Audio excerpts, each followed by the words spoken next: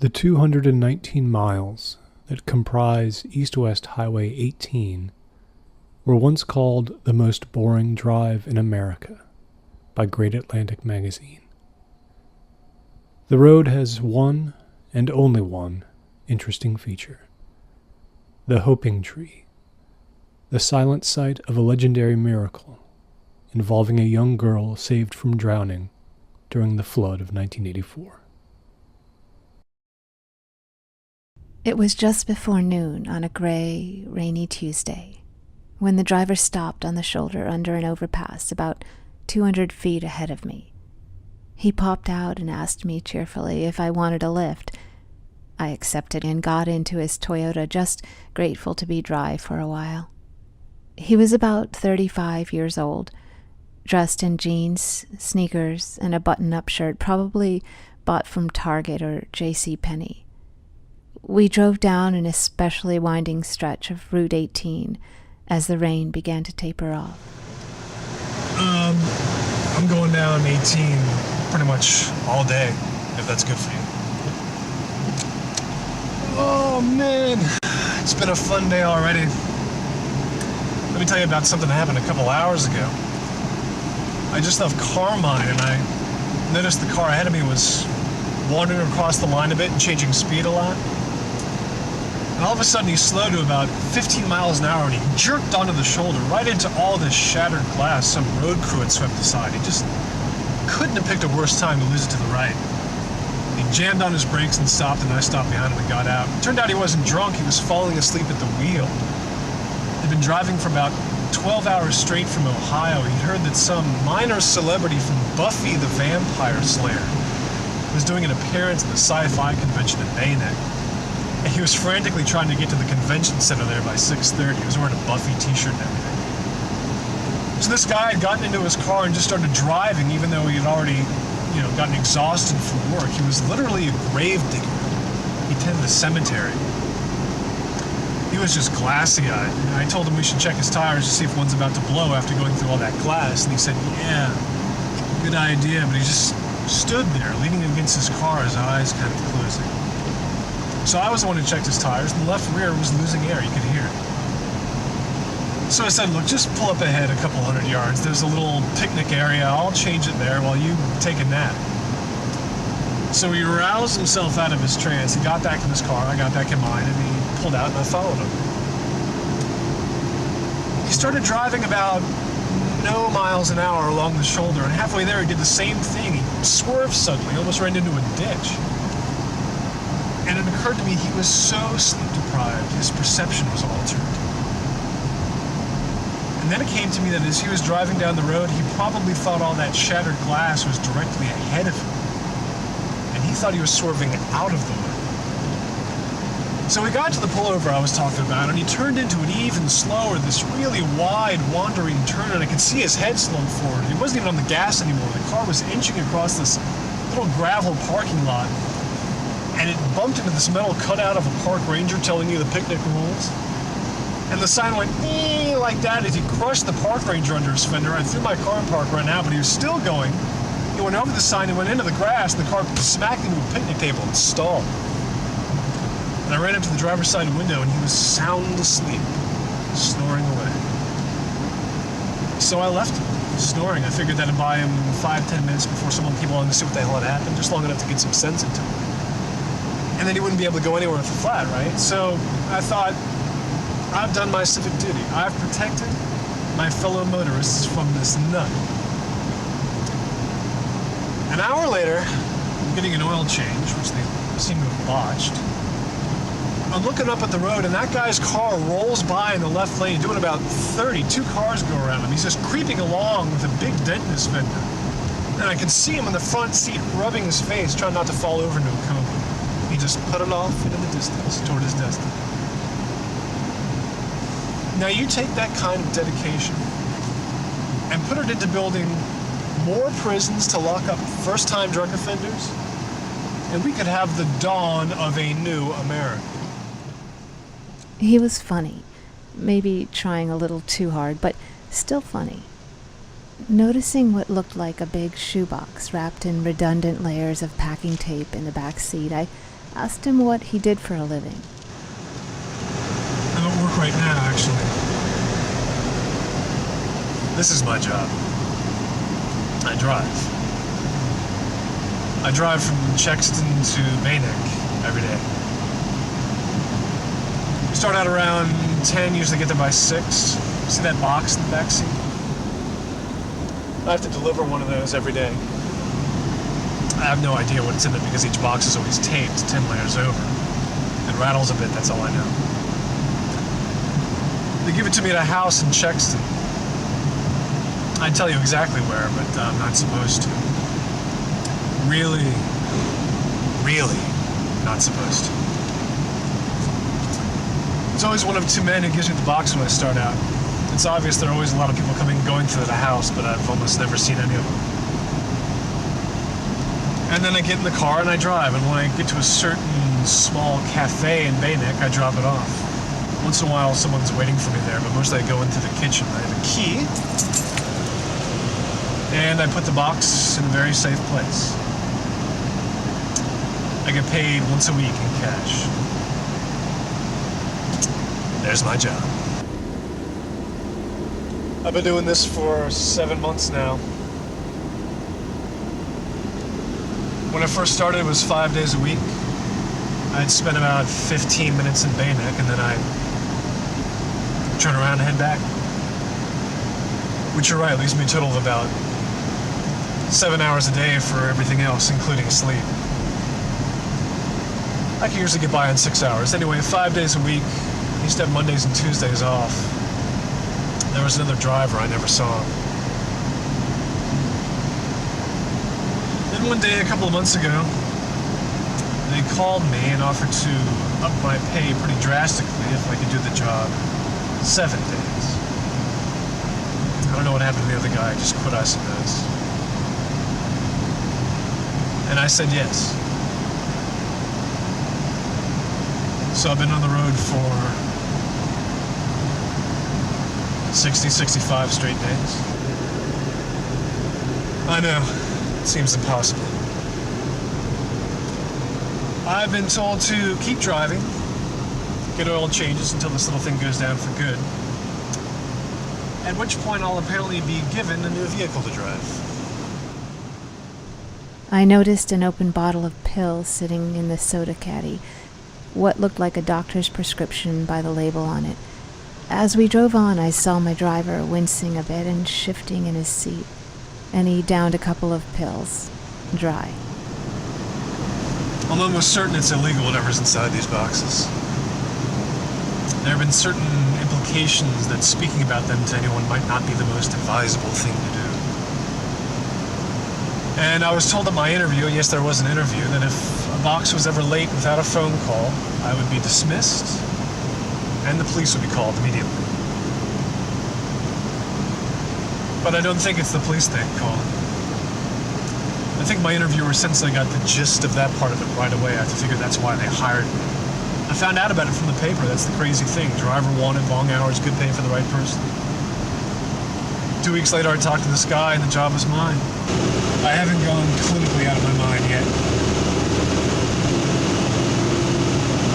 I've had my moments.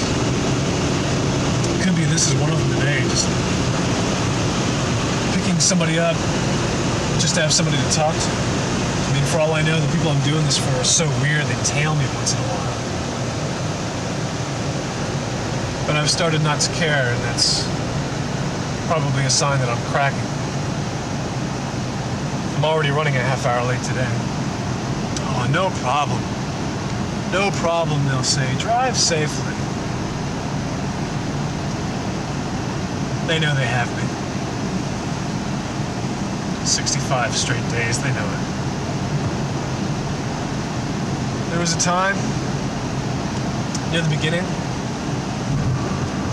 when I didn't think I'd be able to hack it for even a week. When the man on the other end kind of laughed at the look I was getting in my eyes. So what kind of look do I have in my eyes now, do you think? Hell, 65 days is nothing. Maybe I'll do this till I retire. I've got momentum. Nothing can stop me now. It came to me almost all at once, where I'd seen him before. Something about the angle of his head as he spoke, and his smile. At first, I shook it off as not possible, but then I realized which state we were in, and suddenly it seemed very possible indeed. I'd seen that face on a political campaign poster some years before. Since then, his hair had grown much longer, and obviously he was dressed way, way down now. But it was him. No mistake. I didn't mention it. We stopped to fuel up in Princeville, and he came back to the car with a bottle of water he'd bought for me, unasked. Well, as far as gas station bathrooms go, it was only the third worst experience in my life. I think it was the first of the month I stopped to use the bathroom at this little tiny Shell station in Ipston. I pump my gas, I jog over to the men's room. The door's not locked. I go in, and there's a man with very long gray hair and a lot of tattoos and a Finding Nemo baseball cap sitting on the toilet. And the second he saw me, he put his arms up like this and said, "Son, you've come to the right place." And I turned and I bolted so fast, I think I left just a hologram of myself sitting there. I think it was Tom Skerritt. 16 hours a day, up and down this road. Things happen. You notice things. You don't have to be anywhere, right? You can sort of meander. There's something I want to show you up here. We have to turn off for a bit. Don't worry, I have no designs on murdering you.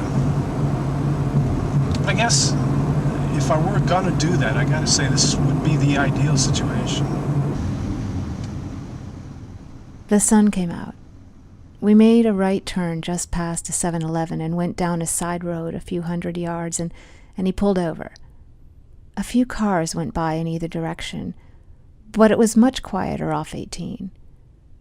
We were in front of an abandoned and gutted house sitting on an acre of dying lawn and weeds, the property more or less gone wild.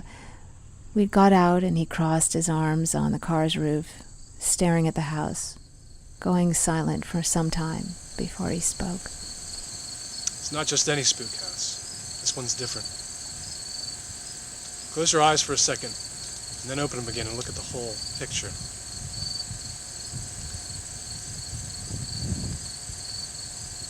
You don't see it. That's okay. Okay. Is it possible that you can make out a G in the way the missing tiles have left just smudges behind to the side of the window on the upper left? Capital G. Good. Now the window itself has a hole in it. It's strangely circular, like it was cut rather than just broken. It just wasn't done very well. That's an O, agreed? Strange, but kind of true. Now the next part is the creepiest. If you can accept the shape of the front door, there's nothing more than a straight vertical line. Look at that jagged slash running downward vertically from the top left-hand corner. A straight line, like someone literally hacked away at the front of the door. Slash ends at another vertical line, the door jamb. An N. And then that window on the lower right rather. The paint is rotted away perfectly to leave the outline of a letter within the panes. What's that letter? An E. Now look at it again, a straight line going from the top left to the lower right. G, O, N, E.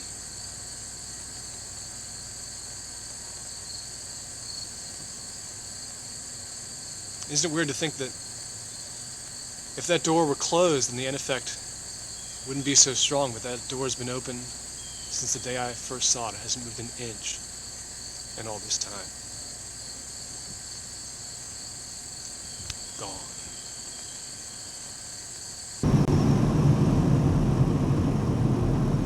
After a few weeks, things along this road began to have more meaning.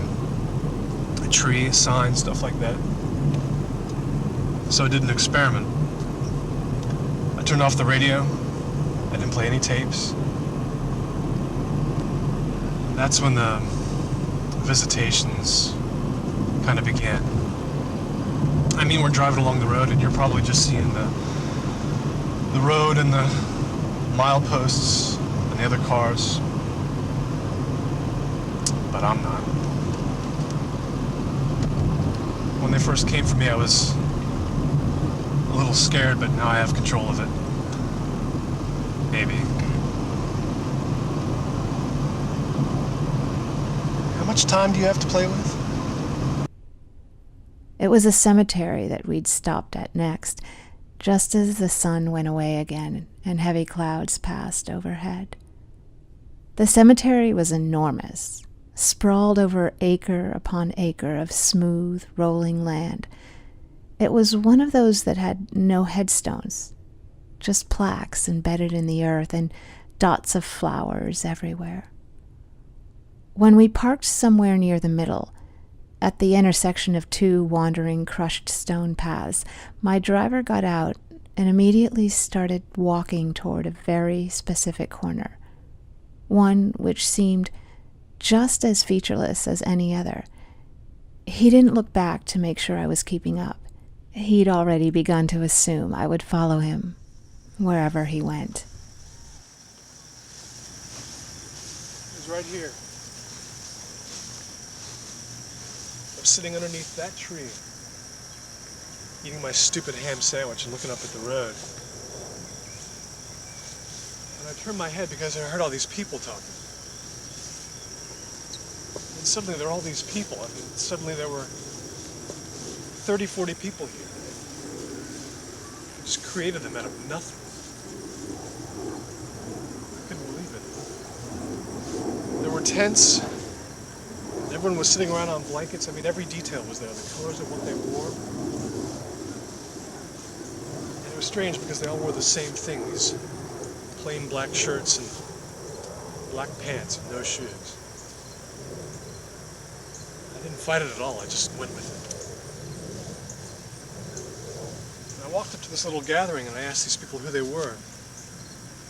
And this man in his 50s stood up and he said they'd come here from a place called Valzer, from 500,000 miles away in a ship that couldn't go any further. They'd had a terrible time of it, but they'd had to escape Valzer because it was dying. And they were camped out waiting for Rudd. Rudd was their leader. As soon as his name was mentioned, everyone around the camp began nodding and saying yes. Rudd's gone to find water on this planet. And as soon as he does, he'll send up flares and we'll be all right. All our water is gone. Rudd was their greatest fighter, their greatest general, their greatest politician. He was the one who'd convinced them they'd had to escape Valzer and head off for another world. He was 26 years old, but they trusted him completely. And the more I looked at these people, the more I saw how hungry and thirsty and sick they were, horribly sunburned. But they had total faith in Rudd. He'd saved them so many times before. It was all so vivid. As he spoke, he probably wound up covering several hundred feet, walking in a wide, wandering radius, pacing, moving from point to point like a tour guide, gesturing very broadly sometimes, other times very specifically. And sometimes it seemed like he was just speaking more to himself than to me. I was standing about here, and I was standing there for a while, sharing my bottle of Dr. Pepper around. And the night came. And when everyone was asleep with their breathing sounding so sick, I wandered off over here.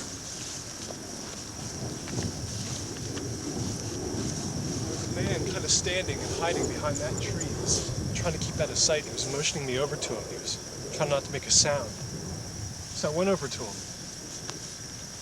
And he came out just a little bit. And he said to me, "How do my people see?" So this was Rudd. God, he was young. I told them they didn't have much longer to live. And he closed his eyes. And he said, "There is no water anywhere." I misread the charts I made myself. We're on the wrong planet. I told him I'd help him look, we'd find something, but he said, no, please, just send them back to the cliffs where the ship is. Somehow get them to stop watching the horizon for my sign. They have to stop watching. And that was all I could get out of him before he turned and walked off toward the woods.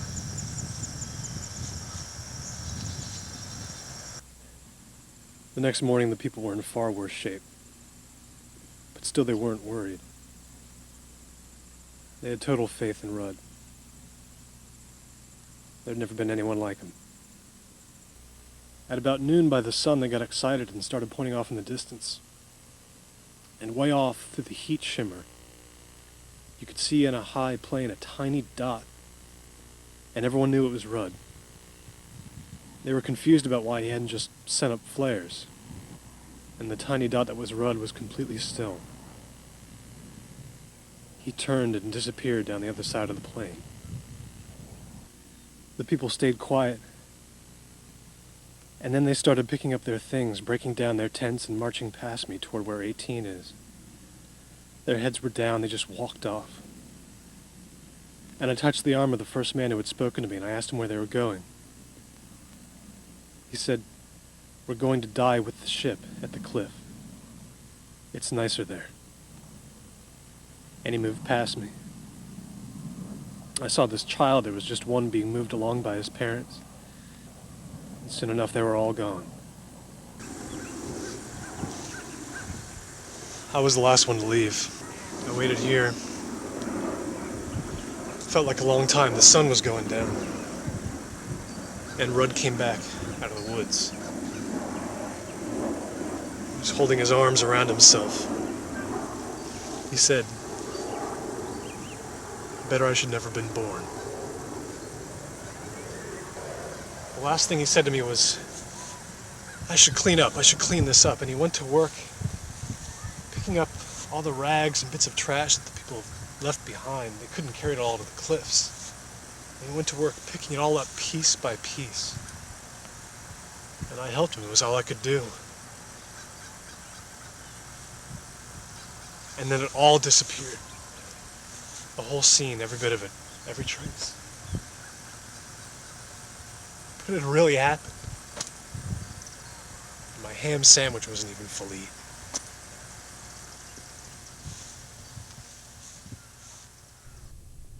The more I watched him, of course, the more I remembered about him and that autumn about 9 years before. Not that I'd followed the story much or even seen him in anything but the newspaper, and even then just a few times. I'd barely known his name, but I did recall the headline that ran when everything ended. 7 words in November. That was all. That had stuck with me. They were referring to the shocking public remark he'd made, that in the space of 1 hour had cut down one of the most invigorating and unusual political campaigns the state had ever seen. He'd been 26 years old. In Campana, he made a payphone call. All right. Okay. I'll do my best. Bye.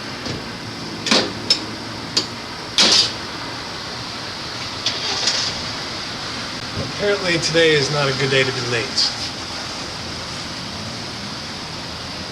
They've never talked to me like that before. Bastards. Should we visit the king? Burger King, that is. He bought me a value meal lunch, which we ate in the park, slouching against opposite trees. It killed his back, he said, but sitting on the grass had nice associations for him. He told me the story of how he used to watch baseball as a kid and imagine that he was managing his favorite team, the Baltimore Orioles.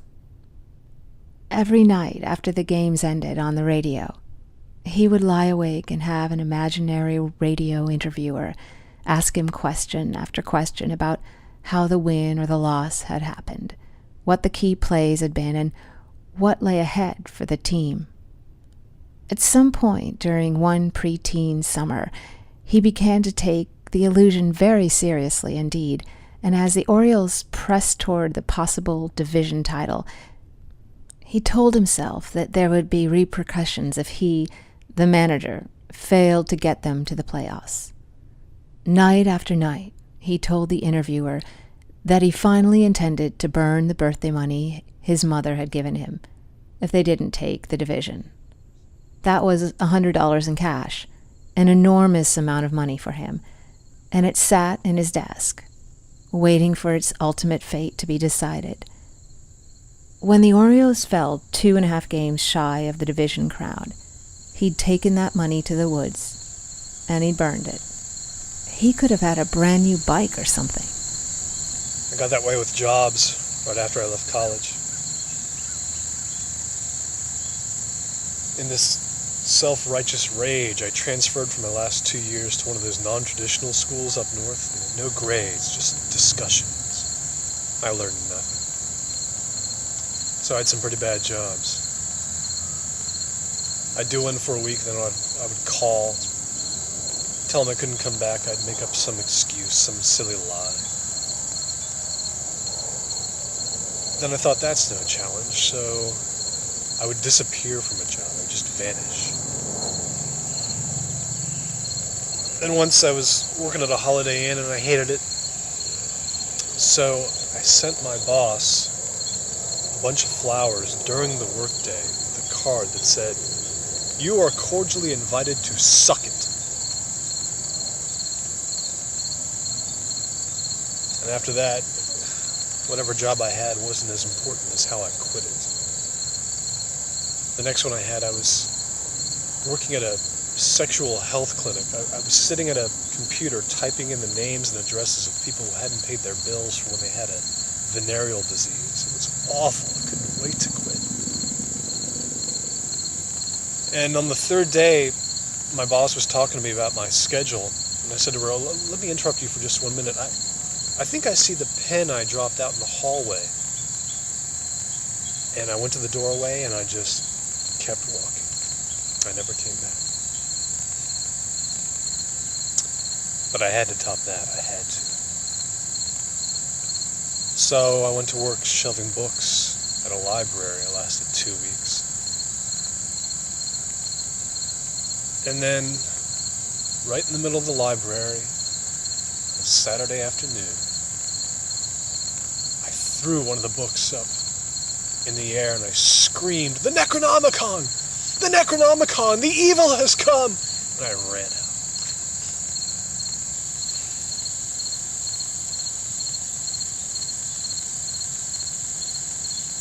Then comes that day, you know. Another day when you think, "I'm out of here. I'm not taking this." But this time you're not going anywhere. Because there's not enough money in the bank for you to do it. And if you walk out that door, you'll have no home. I was right next to the door of that soda factory and I stopped. Because I had finally worked myself into that corner. But I quit anyway. And then I got mad. It was an amazing time. Ready? You know, it's a shame. Somewhere around here, there was that tree where they say that miracle took place. Do you remember that thing in '98 with that girl? I thought when I first began the job, you know, one of the first things I do is pull over and look at it. But it turned out that 6 months before I even started, they had to cut it down. Some idiot hit it when he was drunk. And it was enough to make it unstable somehow, so. It's not there anymore, it's gone. I never got to see it.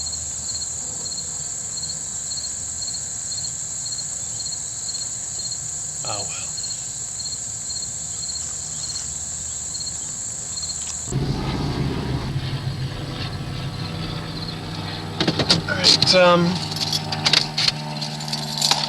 Basically, to get to the highway, you just go down this path, there's a little park. You see a pond, take a right, and just keep walking. You'll hit the highway. It'll be like a 5-minute walk. And that's 110. That goes northwest about 70 miles or so. You sure you don't want to keep going down 18 with me? I mean, I have tapes we could listen to. No, I don't. Well, if you get stuck and you see me coming back the other way tonight, just don't hesitate to throw the thumb out. The more the merrier. I walked the way my driver had told me to. At one point, I turned around and saw him checking his oil level back by the side of the road. He noticed me and offered a hearty wave. I waved back and trudged on. The path led me through another park beside a pretty little pond. Nearby, there were mothers with their young children. I stood for a while before I pressed on toward the highway, and I took in every little detail of the pond, trying to appreciate the day, despite the clouds. I ate the little Burger King apple pie I had promised myself I would save for later. About 15 minutes into my peaceful daydreaming, I turned to my left and saw someone walking toward me along the edge of the pond. It didn't take me long to see it was my driver. Hands in his pockets, he ambled along in my general direction, and something about the way he avoided looking directly at me told me he was trying to make it seem like it was just a coincidence, him deciding to go for a walk here instead of getting back in the car and leaving. "Taking a break?" he asked me innocently as he drew nearer. Instead of sitting beside me on a bench, he hung out at the water's edge, staring down into the water, seeming a little embarrassed he had joined me, not wanting to admit he felt he had no other choice. You know what I should have done? I should have asked you more about your life. While you're trying to get to the Pacific.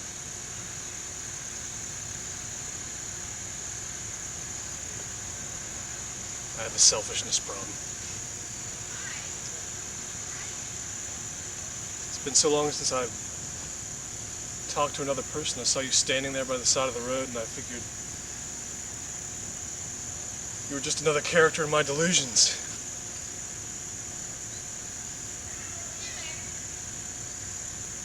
Stupid of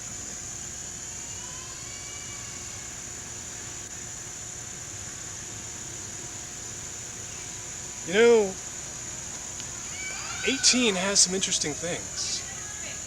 There's the world's ugliest strip mall. There's a Walgreens where the cashier handed me $50 in change when I gave her a 10 for a pack of Big Red. Plus, I do know of something else we could try. He took that sealed cardboard box from the back seat of the car, the one that was so heavily taped, and we went to 2 grocery stores, to play out his idea. We struck out at the Safeway in Cape Lorne, but got a stroke of good fortune at the Food Lion. On the hood of the car, my driver set his employer's box next to the one we'd scavenged to compare the visual similarities. This is really, really close. I don't think the size matters, and I don't think we can realistically get much closer. See what I mean? Okay, so then we need this kind of tape. The same thickness, because that is always the same. We sure want to do this? If we never find out what's inside the box, then it could be anything. It could be plans for the Fourth Reich, or Tom Skerritt's brain. Yeah, I want to see inside too. Let's find that tape. But he wanted to make just one more stop and asked me if that was okay. It was the last park of the day, a suburban stretch in Arconia consisting of several interconnected athletic fields marked by patches of trees here and there. The game's called the 1,000 Steps. You stand in one place, you pick a direction, you try to take 1,000 steps in that direction, going straight, no deviations, no nothing, and see if you can make it. I was a lonely child, but it's a good game. I almost drowned once. So I was standing about here a while ago, and I picked that direction, and off I went.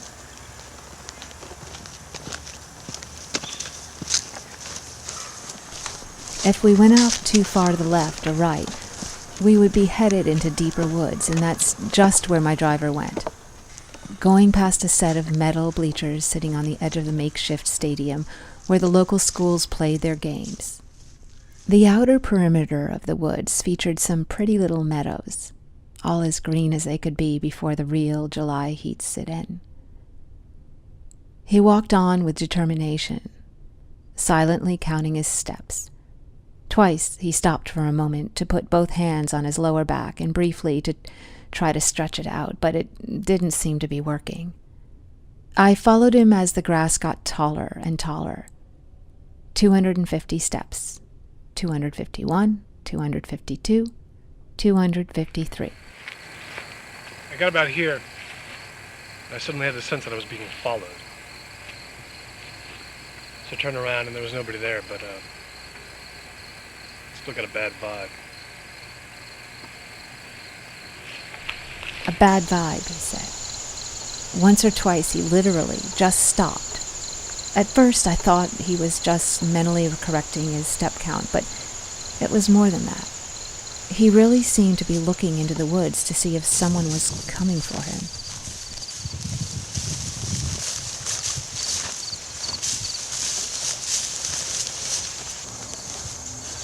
I turned around right here and I saw who was following me.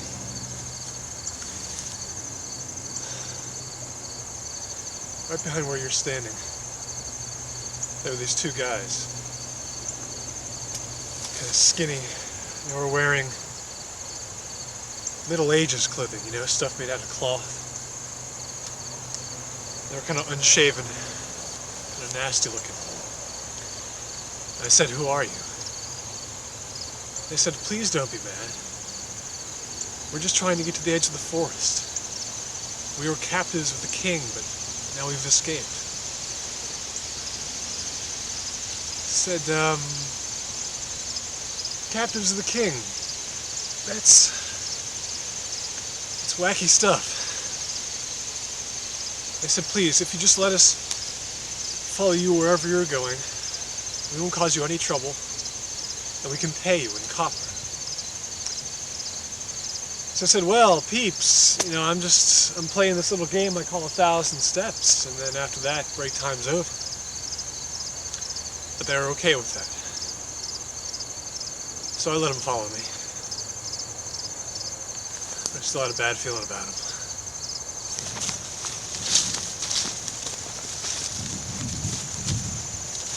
"378 steps. 379, 380, 381. I was consciously trying not to look back at these guys, because I thought something was up. When I finally did turn my head, just the slightest bit. I saw one of them pass a knife to the other, real quick behind his back.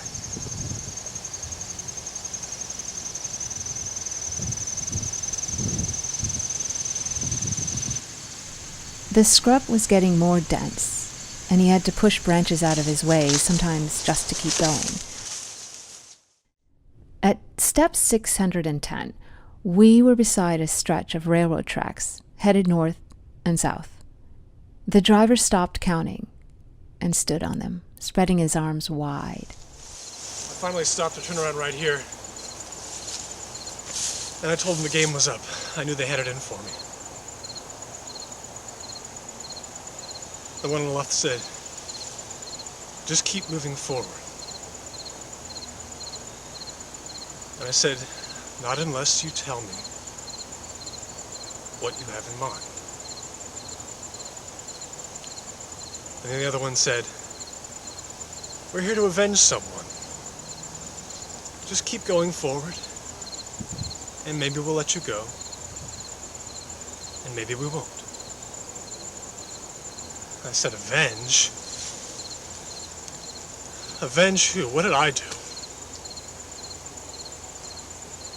And they said, "This is what Nan wants."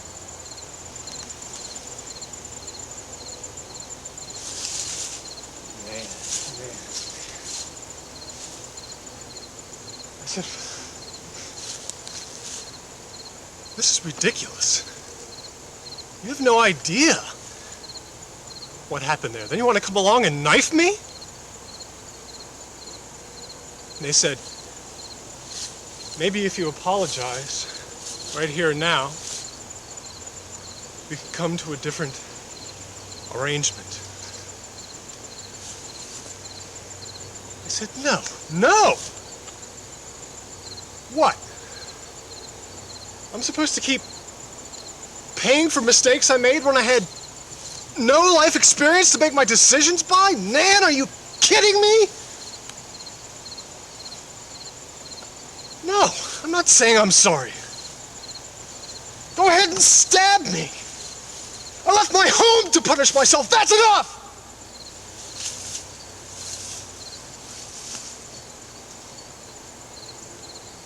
And there was this long pause. And I'd won. They looked at each other, these skinny, scraggly guys, and they walked off in the other direction.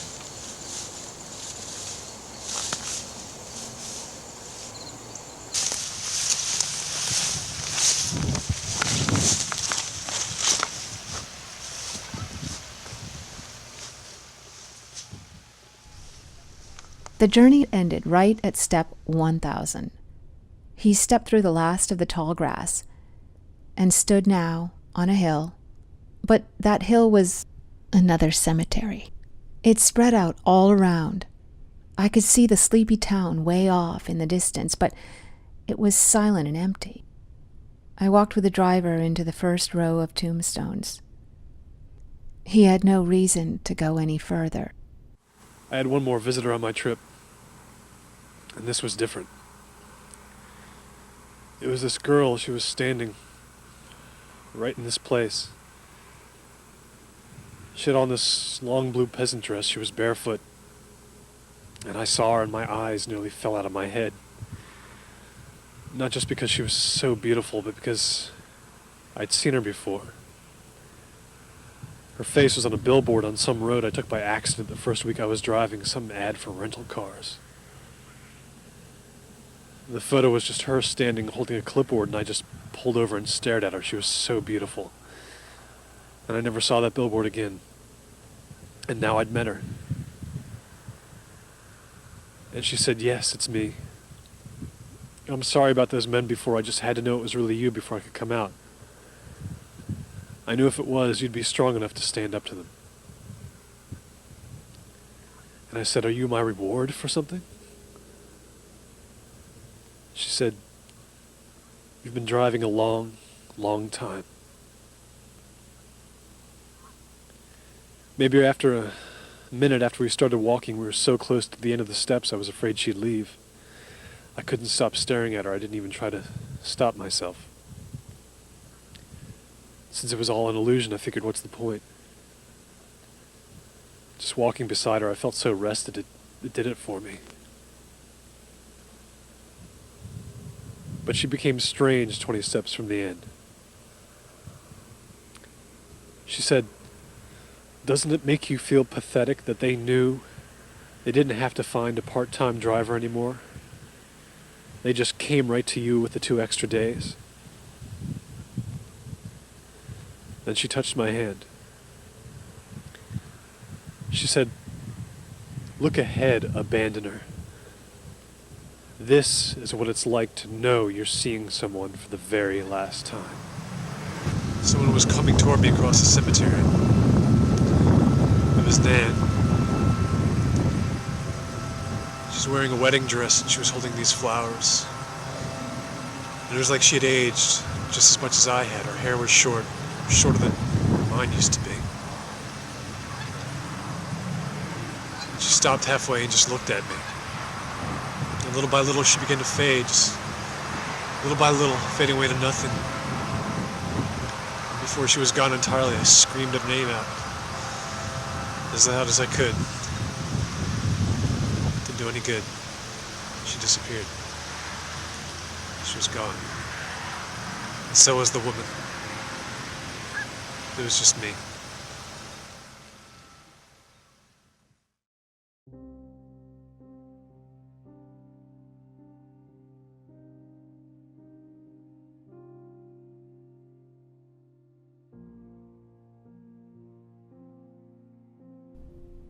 We drove on. Route 18 became flat and straight as it got closer and closer to the shore. Nothing but farms and fields that became indistinguishable from one another. He was slowly making up ground by edging us healthily over the speed limit. For long patches, we just had silence, which was all right with me. He sank deeper into a vapid road stare, and I found it hard to imagine he had to face each and every day, all day. The sun finally began to peek out again, the orange glow of late afternoon shining on the windshield. He rolled down his window to have the wind gusts keep him awake and alert, I thought. I watched his eyes carefully, worried they might simply close, but they never did. And there was another story. Yes, one I won't relate here. He told it to me as we walked over a quaint covered bridge in Horace. It was funny and suspenseful and downright strange, of course.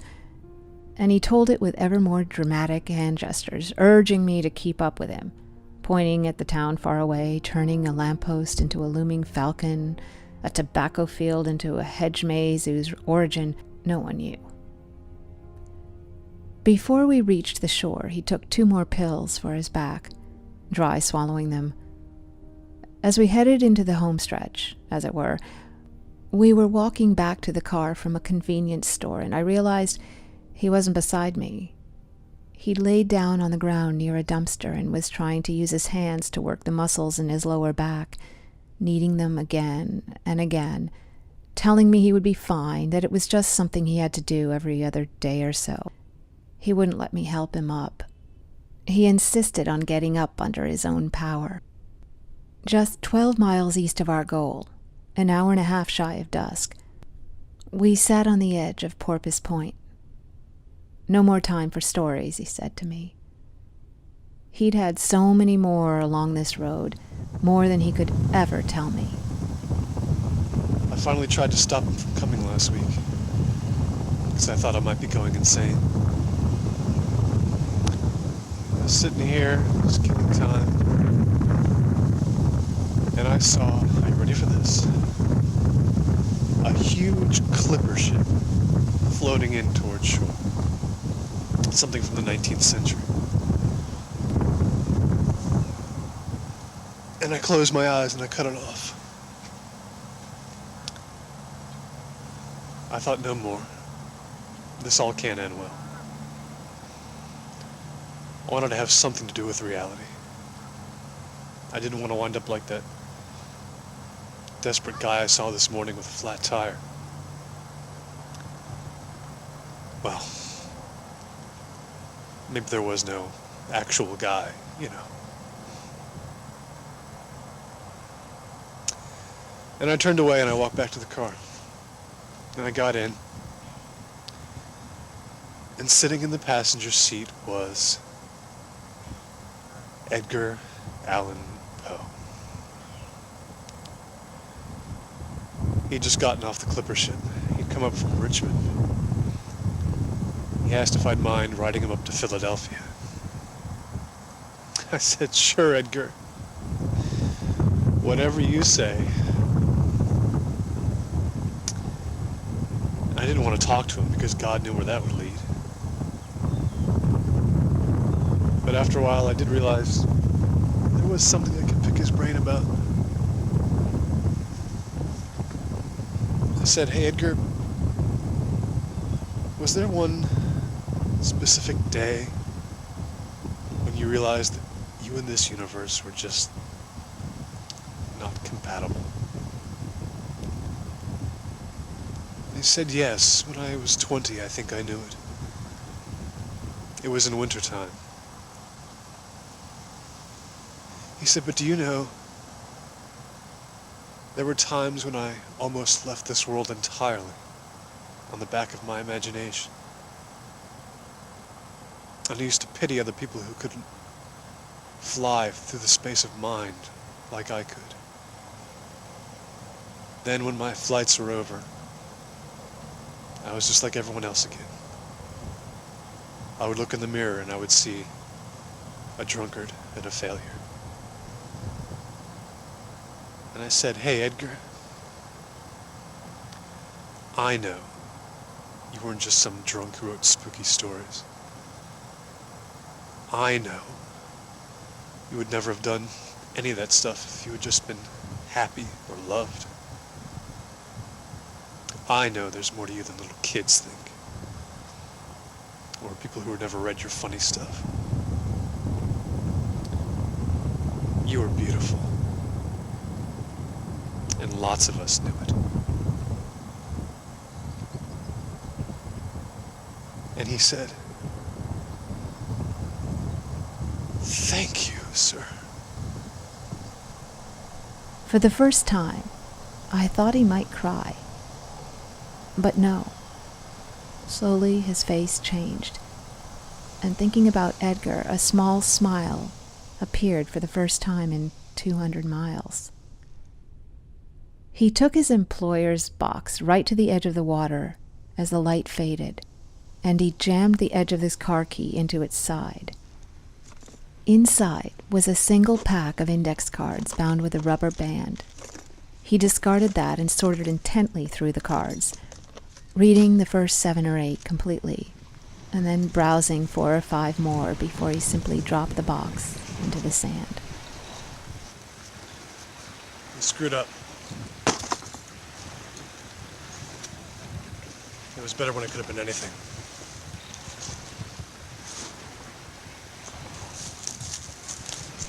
Sunset was at 10 before 8. The sign for our destination came up on the right, telling us it was 3 miles away.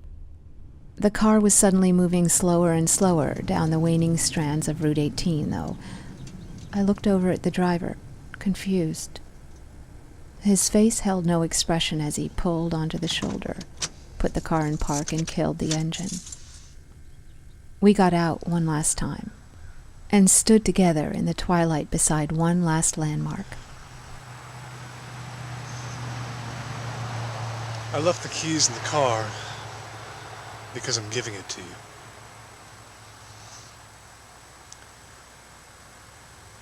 I know why this has been happening to me.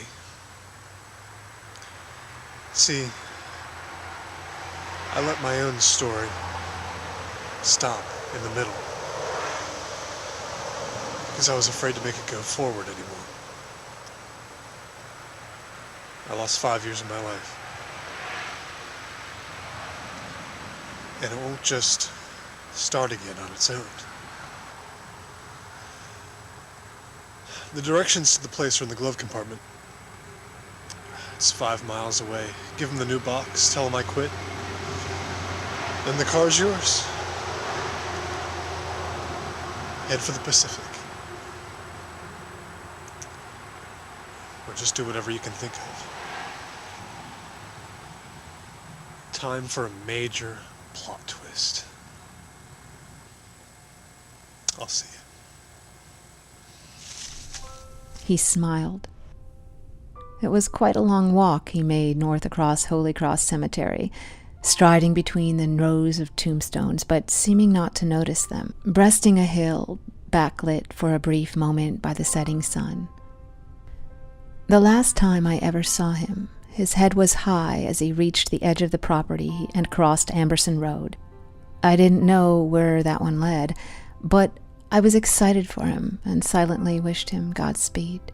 I drove the car back towards Castle Dell, crossed the bridge over the Tarpaqua River, and kept going for a while until full dark. When I got hungry, I pulled over at a diner, and before I went in, I sat on the pavement with my back against the car, looking up at the stars. That was how I ended my 17th birthday. I slept in the car that night, my first shelter in many, and for an hour in my dreams, I journeyed with my friend through the dark, wondering if we would ever reach the lands we so hoped for. It was Edgar who soothed our fears. Edgar who had us invent wondrous stories as we went, passing the time in the very best way. Imagining without limits, creating limitless kingdoms.